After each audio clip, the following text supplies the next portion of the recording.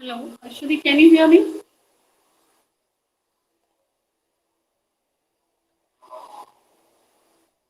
Hello, can you hear me? I'm Okay, Sarika.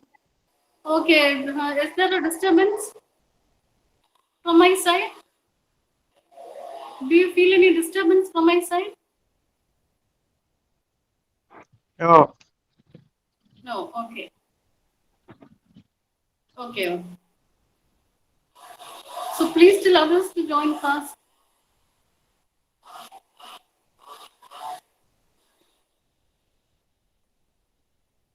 Okay.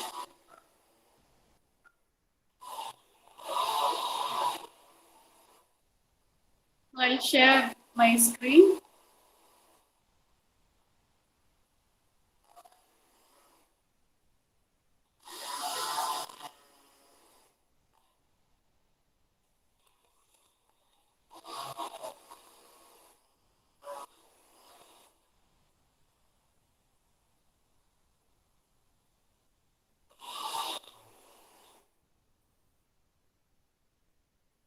Hope you can see the screen.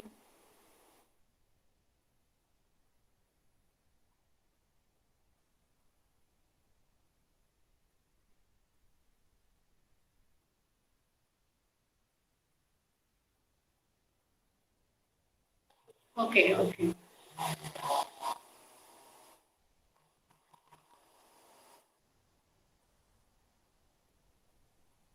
So only very few here. Only five of you have joined.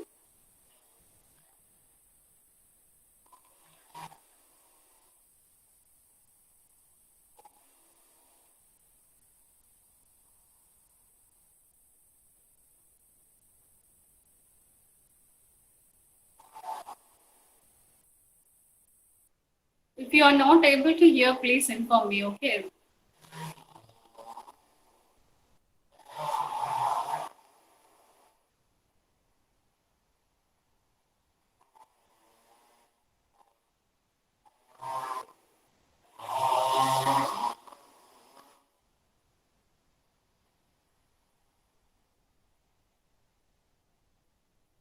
Okay.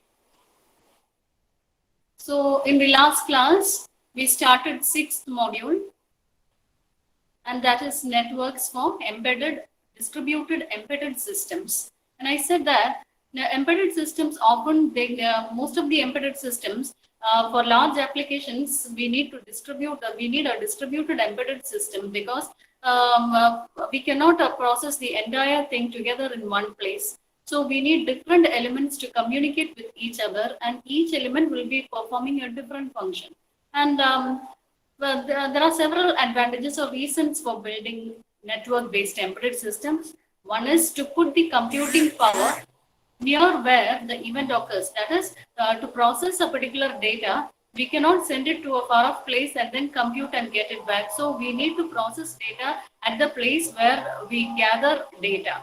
Then next is the data reduction. There can be huge data being acquired by the system, like the webcams capturing images. And these images, if they captured for hours, then the size of the data will be huge. And so some data processing has to be done to reduce the data, and only the required data will be passed to the embedded system for processing. So for data reduction, you need an additional device, and this device should reduce the data and then transmit the data to the processing element or the microcontroller or microprocessor. So for data reduction and for improving the performance, we need distributed embedded systems. The next is modularity. Modularity is for assembling systems out of existing components. And if we have already components, parts of components available in the market, we can just buy these components and assemble a new system. So again, we are putting together different parts together. When we are putting different parts together, then that forms a distributed embedded systems. Instead of using a single target board, we use different components to build an embedded system in distributed embedded systems. So here we have multiple processors or multiple processing elements. They are communicating with each other, and each processing element will have its own functionalities. So here, another advantage for this is that of a distributed embedded system is that it is possible to build fault tolerance into the system. That is, even if one component fails, you can replace it with another component if there are multiple components in the embedded system. There are multiple components joined together to form an embedded system. Then even if one component fails, you can replace it with another component. And this is what is meant by building fault tolerance into the system. That is, the system, even if it fails, another part can, another device or another unit will substitute its functionality. So if the system is a standalone single device, if it fails, then the entire system fails. So, but if we are assembling it out of different components and joining it together, then it is possible to ensure that even if one part of the system fails, other part will be functioning properly, and they will take up the charge. That is, for an example is if there are multiple CPUs, and if one CPU fails, the other CPU will take over the work that is needed to be completed by the faulty CPU. So these are the advantages of building network-based embedded system. I think last class we have discussed till this point. Are you able to hear me? Can you hear me? Or is there noise from my side? Hello? Are you able to hear me well? Yes, okay, Fabina. Okay. There is some work going on nearby, near my house. That's why I'm asking whether you can hear me.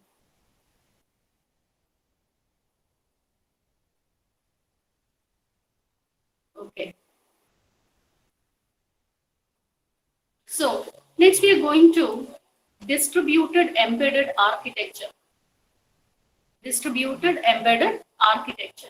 That is, what are the different components that make up a distributed system? So the basic units of distributed embedded systems are the processing elements and network. So these are the two basic units of a distributed embedded system. First is the processing elements and second is the network. And these two basic units, how they are connected, let's see in this figure. And here you can see that these blocks, they represent processing elements. These blocks represent processing elements, and each of these processing elements, they are connected to each other via bus. So through a network or a bus.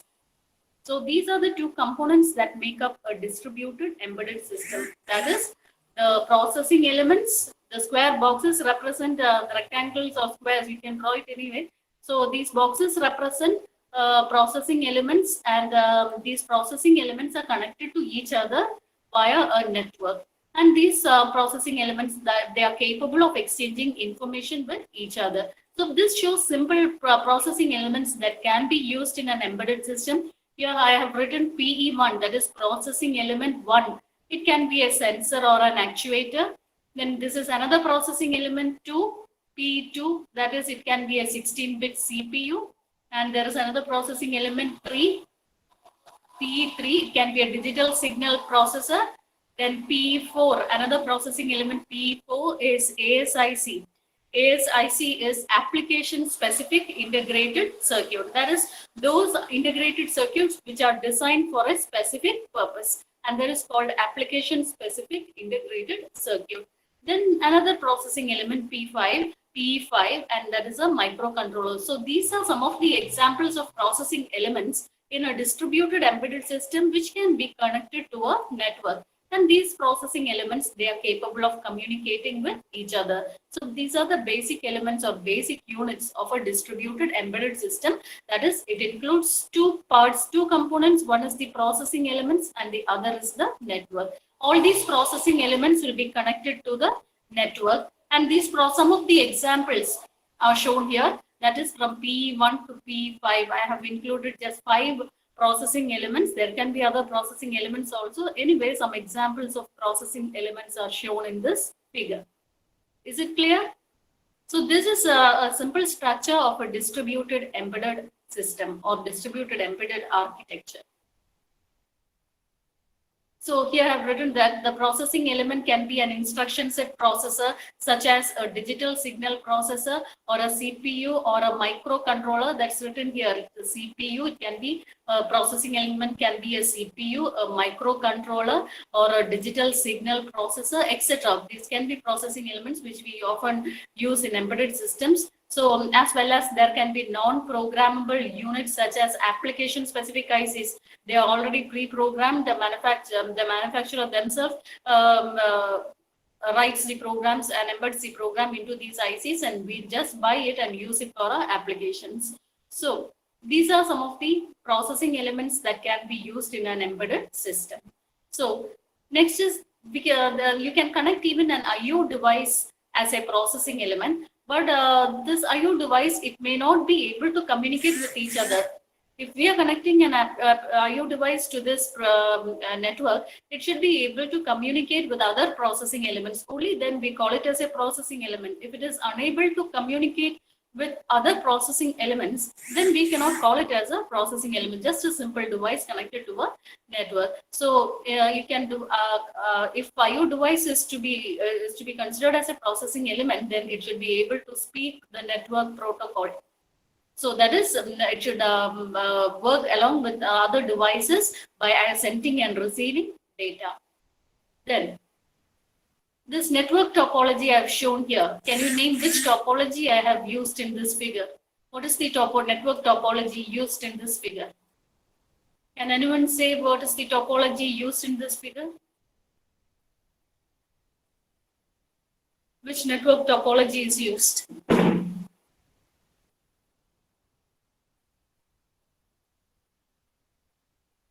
Bus topology. Yes, Anushri, it's bus topology. So there are, apart from bus topology, there are other topologies also that can be used in an embedded system, and we'll come across it in at the end of the section. Now,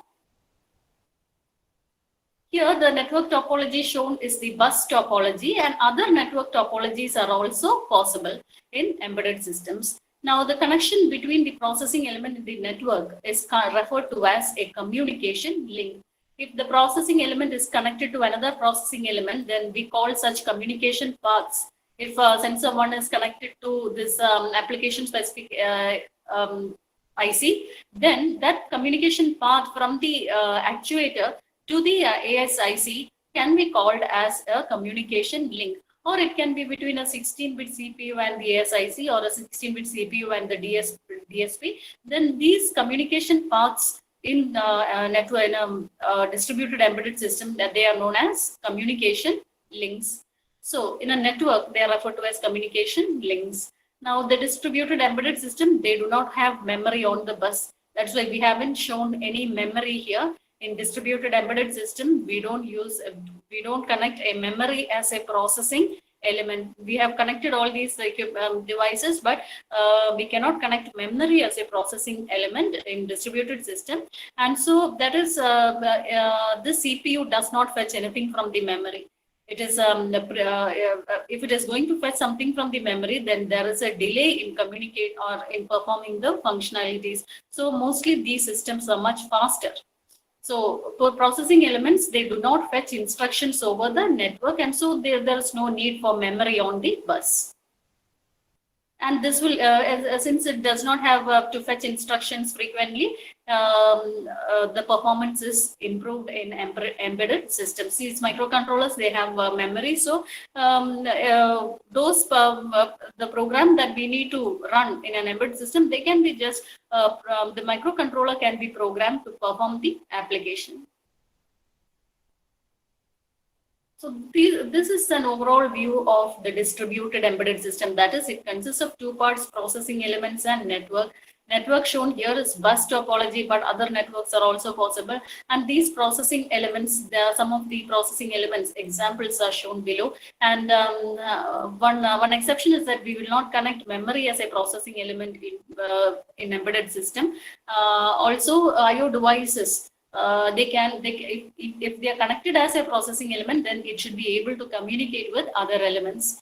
And that is, it should be able to send and receive data. If not, it cannot be considered as a processing element.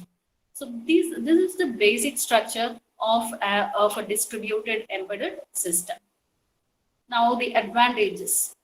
So these distributed systems, they are necessary since the device that the processing elements communicates, they are physically separated. So you need a distributed system because we are going to build systems from, assemble systems from different units. And for these units to communicate, you need a network. So you need, there is a necessity for distributed network so that the entire application can, all these devices can communicate with each other and a particular functionality can be satisfied or an embedded application can be developed. So there is a need for network. Then distributed systems with several CPUs is helpful. And here I've shown here there is one CPU, there is a microcontroller, there can be multiple CPUs connected. And if there are multiple CPUs, then it can build fault tolerance. We had said that point before. We can build fault tolerance into the system, as well as it is helpful to diagnose problems. That is, if everything is done by a single CPU, it's difficult to identify problems when it arises. But if it is done, if different functionalities are done by different CPUs, then if a particular functionality doesn't work, then only that particular part of the system needs to be diagnosed. So these are the advantages when we are using multiple elements in an embedded system. But when we are going to use multiple elements in an embedded system, these elements should communicate with each other so that we need a network. And so that forms a distributed embedded system or a distributed architecture. So this is about the distributed embedded systems. Next, we are going to the networks for embedded system. What are the networks that can be used for embedded systems? We have studied different types of networks in computer network subject. Now let us look at what are the networks that are designed specifically for embedded systems. So some of the networks that are developed specifically for embedded systems are given below. That is for the specifically for distributed embedded computing are shown below. That is the I2C bus. The first network is the I2C bus. Second one is the controller area network or CAN. And third one is Ethernet and its variations. Ethernet you might have studied, CSMA, CD protocol and all you might have studied. So that same thing is repeated here, but we have to look at what I2C bus is. This is the syllabus mentions I2C bus in detail, so we have to look at what this bus structure is and how elements communicate with each other. So we have some of the networks that are specifically designed for distributed embedded computing are the I2C bus, controller area network or CAN, and the Ethernet and its variations. These are the three buses that are commonly used for distributed embedded systems.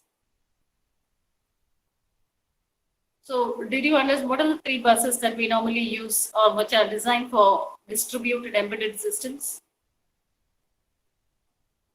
Name the buses that are used for distributed embedded systems. Anyone? Those networks, yes, I2C bus, CAN, and I2C bus, CAN, and Ethernet. Okay, very good. So these are the three buses, and now we have to go into the detailed architecture of I2C bus. This is a show question, okay, from this module. Just note this question. Are you listening? Did you hear what I said? Okay, this is a short question, mostly asked in university exams. So that is I2C bus. or I can expand it as inter-integrated circuit. I square is two I's are there, so that's why we call it as I square C. That is inter-integrated circuit bus.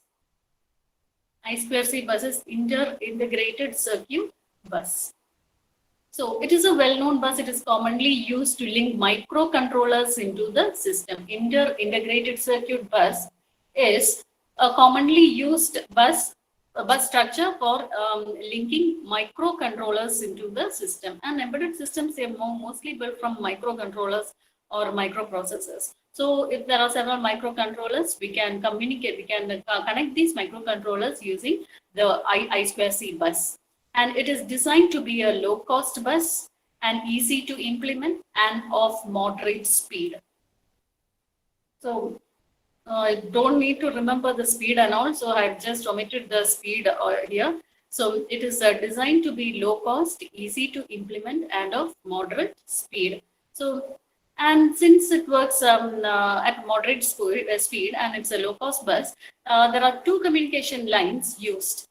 That is the serial data line SDL for transmitting data and the serial clock line SCL, which indicates that when a valid data is there in the data bus, when a valid data arrives in the data bus, this gives an indication to the microcontroller that there is a valid data in the data bus. So these are the two communication lines that we come across in I2C bus.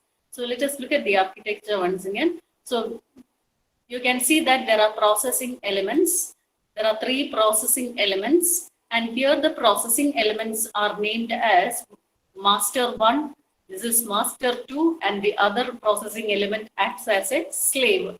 There can be multiple masters and multiple slaves in this network. So each of these are all processing elements. It can be as shown in the first figure. It can be a sensor or an actuator or a CPU or a microcontroller, etc. So anyway, what are the components that we need to build our application? We connect them together in an I2C bus. And so some of the devices, they act as master and some of the devices will act as slave. And also, along with these processing elements, there are two communication lines. One is serial data line. Another communication link is the serial clock line. And all these processing elements, they're connected to both the lines. See, master 1 is connected to serial data line as well as to serial clock line. Likewise, slave 1 is also connected to serial data line as well as to serial clock line. Likewise, master 2 is also connected to serial clock line as well as to serial data line. So all the processing elements are connected to both these communication links. Now, serial data line or SDL, it is for serial data, for transmitting serial data, and serial clock line is used for indicating that a valid data is there in the data line. Whenever a valid data arrives in the data line, this clock signal goes changes its state. Now, what are the states we'll discuss later.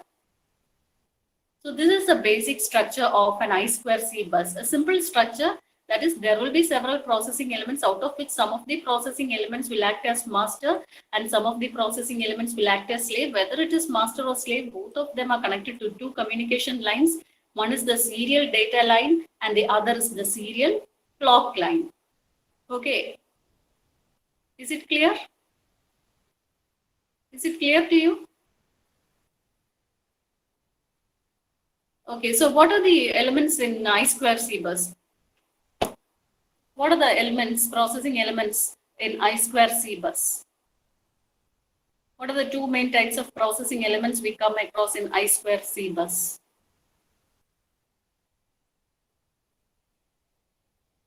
That are okay, serial data line and serial clock line, they are the communication links. Now, what are the processing elements? These processing elements are connected to these communication links. So what are the processing elements? Master and slave. Yes, there is master. Some of the device will act as master and some of the device will act as slave. So master and slave along, and the communication links, there are two links, SDL and SCL. So this I2C, that is inter-integrated circuit, it is an asynchronous multi-master. Asynchronous means that the data can be sent synchronous. Synchronous means everything happens at the tick of a clock, and that is synchronous. So I2C is synchronous. Then multi-master. As you can see in the figure, there are two masters. So it is synchronous. It is a multi-master. Then here I have shown only one slave, but there can be more than one slave. So multi-slave. Then packet switched. That is, you might have studied in network data transmission in the form of packets. So it is a packet switched, single-ended. So here there are communication links. There is only one way of communication, and from the master to the slave, at a time there is only one transmission. And if the slave wants to transmit, then the other devices will have to stop, and then that particular slave that wants to transmit will start transmission. Then two-wired. Two-wired, as you can see, both it is the processing elements are connected to both the communication lines. Then it is bidirectional, that is not at the same time, but it can send in both directions, but not at the same time. Bidirectional, and also one line is missing from there. That is serial computer bus. It is a serial bus. It's transmit. There is no parallel transmission. This bus is serial for transmitting data. So one point here is missing, bidirectional, serial communication bus for transmitting data between ICs.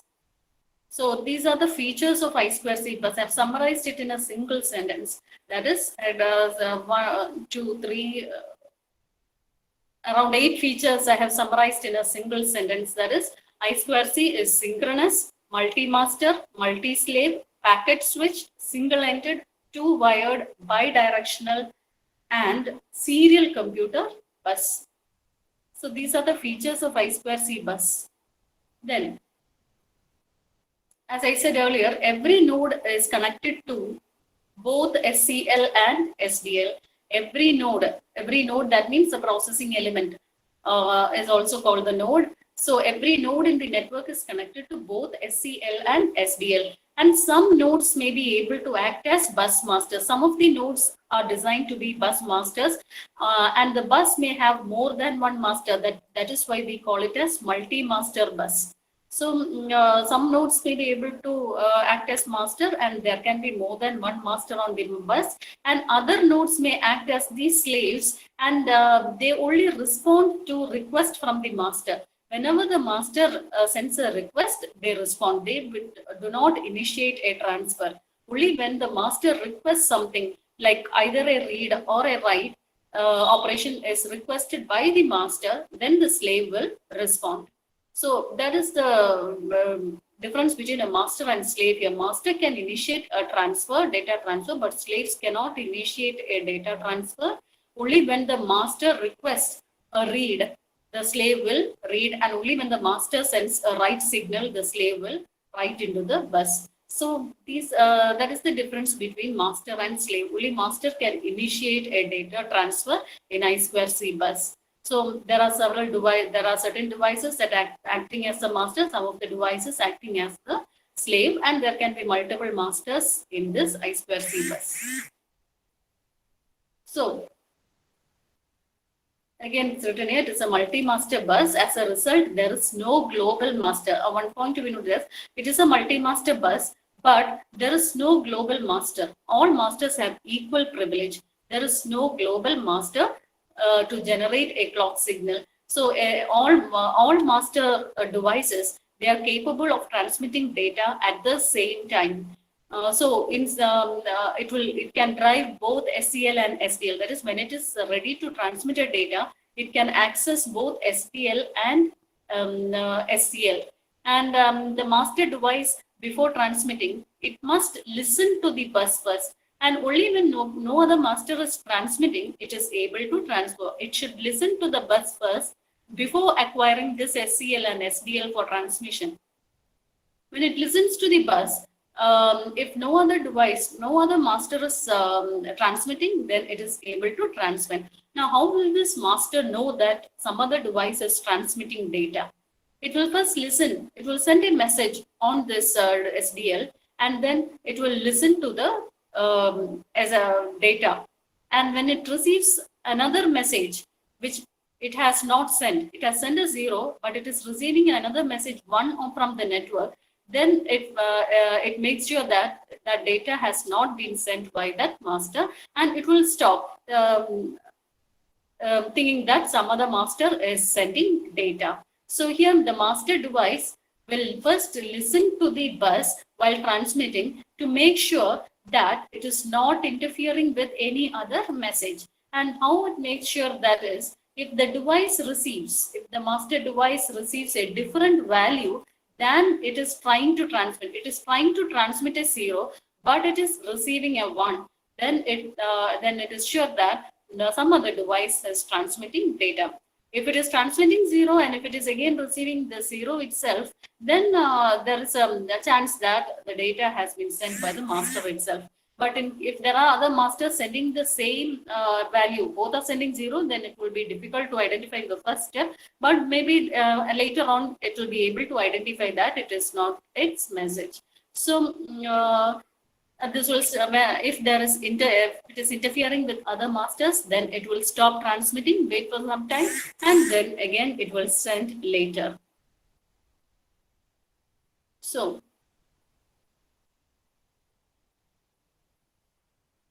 I said in this paragraph, it is a multi-master bus, but there is no global master. Is it clear?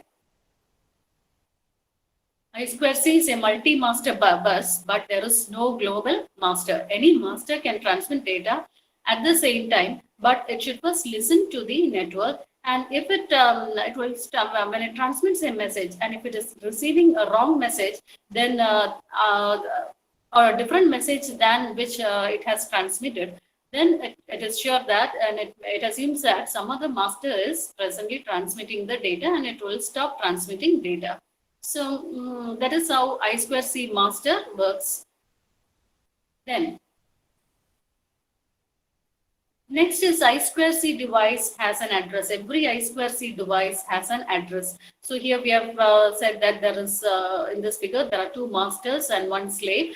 Each of these devices connected to this network, it is identified by a unique address. So these devices, they have an address, and no 2 devices will have the same address. So it is determined by the address is determined by the system designer as part of a program for the I2C driver. So whenever the device is initiated, or whenever the bus is initiated, each device is given a specific number, and this is given through the driver programs. And so no 2 devices in the system should have the same address.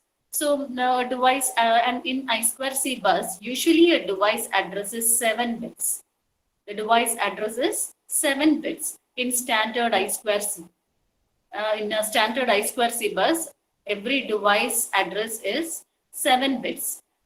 Now another, and there is a reserved address, 0, all zeros, 7 bits are zeros. Then it is used to signal a general call or a bus broadcast, that is transmitting data to all devices. Then if it is to a specific device, then address of that device should be mentioned. If the address is all zeros, then the message that is in the data line is to be sent to all the devices, and that is broadcasting, and which can be used to signal that it is used to signal all devices simultaneously, or the data is on the data bus is to meant for all devices, and it can take the data from the data line. All devices can take data from the data line. So address 00 is a reserved address. And other than that, these devices will be given their own specific address by the driver program. So in this paragraph, what is mentioned in summary is that every I2C device has an address, and address 00 is for broadcasting, and also the address is 7 bits in length. I2C standard I2C bus, the address of each processing element is 7 bits. The length is 7 bits. Now we are going to the bus transaction. Bus transaction, that is transmitting data over the bus. It comprises of a series of 1 byte transmission. a series of 1 bytes are being transmitted in a bus transaction, and there will be an address followed by 1 or more data bytes. So the address says the destination address, the device address to which the data is to be sent. So the 7-bit data address will be sent first, followed by 1 or more data bytes. So whatever data that the master wants to send, it will transmit. So these are in the form of 1 byte data, and the I2C, it encourages a data push programming style. Data push programming style is what is mentioned next. Data push design style is that if data is needed at regular intervals, if we know the time at which a data has to be sent, then instead of initiating a transfer or instead of requesting a transfer, it is sent automatically at regular intervals, and this will reduce traffic on the network. That is, it is not going to send a request information, or it's not going to get an acknowledge information and all. Instead, at regular intervals, data is being sent to the destination address. And this is known as, without any request, data is sent to the destination address, and this is called data push design style. So I2C encourages data push design style. That is, if the address is known or the time at which the data is to be sent is known in advance, then at that particular time, the data is simply sent over the network. So anyway, data is transmitted in the form of bytes, and before transmitting the data, the address is to be sent first, followed by the data bytes. Now here we can see the address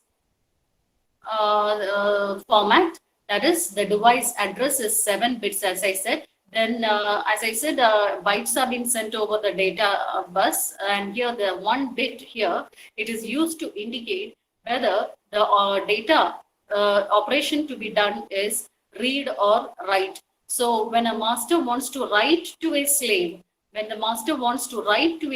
it transmits the slave's address. The address will be the slave's address followed by the data. And to indicate that it is a write, then this will be 0. The address transmission includes 7-bit address and 1 bit for the data direction, 0 for writing. So if given a slave's address here and a 0 here, then the master is writing to that slave. And if there is a slave address and if this bit is 1, then the master wants to read data from the slave. So it shows the direction in which data is to be transmitted. So we said the address is only 7 bits, but actually 1 byte is being transmitted over the network. Data is transmitted in the form of bytes, and so to send a signal to a particular slave, its address along with a single bit of information is also sent, and this single bit indicates whether the operation to be done is a read or a write operation.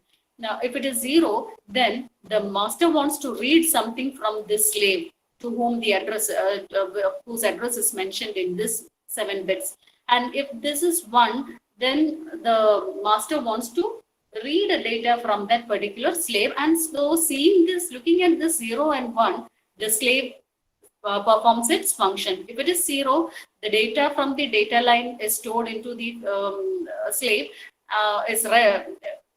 If it is 1, it reads the data, and if it is 0, it will write data into the data line. So this bit indicates whether the slave should perform a read operation or a write operation. So that is what is mentioned here. So next we have to go to the state transition diagram of how this address is being sent.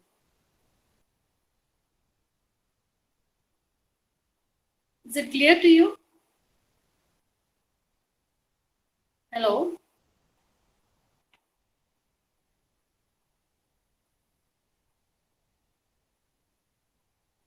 Okay. Time is still 2:40, right?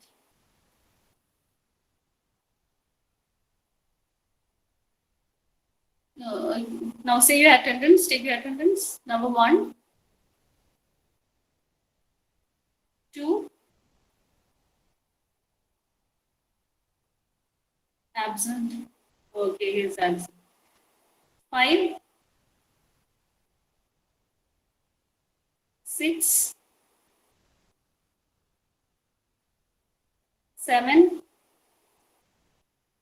8, 9, 11, 12, 13, 14, 16,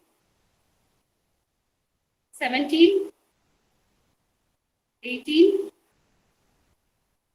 20, 22,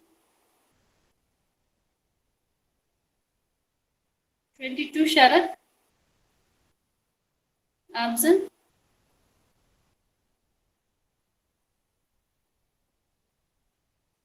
Okay, absent. Sharath absent. 23 Sarga, 24, 26, 27, 28, 29, 30, 30 Amrita, 30 Amrita absent.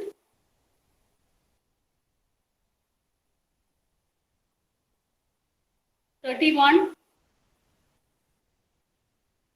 Ashwati. Okay. Okay. 32, 33, 33 Harida. Okay. Number 3. Okay, so Amrita. What happened to Amrita? Amrita and Sharath PV. Okay. So Sharath PV and Abhinav is absent. Okay, thank you. Thank you.